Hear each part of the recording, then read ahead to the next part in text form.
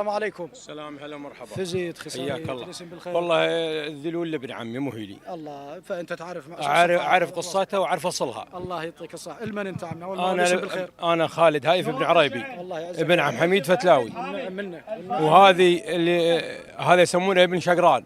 هذا له رابع ظهر عندنا من يوم العراق ملوكيه.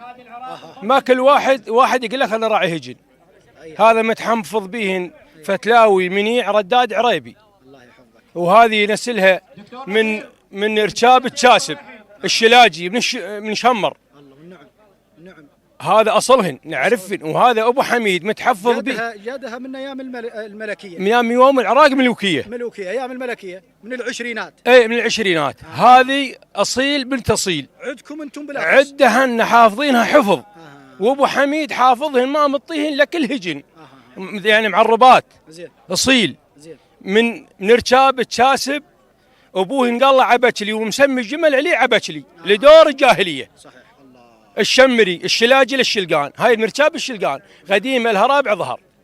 هذه الاصايل اللي عندنا. الفازت هاي قبل اللي اخذت الثاني. اللي اخذت الثاني وهي قبل اخذت الاول. صح. بس هي شنو اللي خلاها اخذت الثاني؟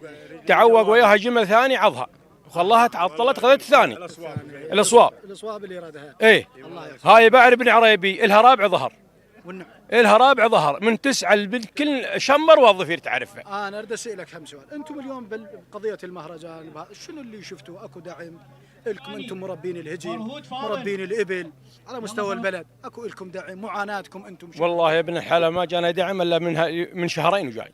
إلا هذا الجيب الهجين وهالشكل ما يأسنا. زين. تتأملون خير الله كريم. لا الله البلد ساكن يبيجينا خير. الله يعزكم. حاليا مراعيكم وين؟ مراعينا بالبادية. بيام كان بالضبط؟ ببادية السلمان. لجهة السلمان. جهة السلمان. اكو مضايقات، اكو شيء له الامور طبيعية؟ لا امور طبيعية ولا الحمد والشكر. مرعاكم شلونه؟ مرعانا طيب. زين. علاجكم علفكم؟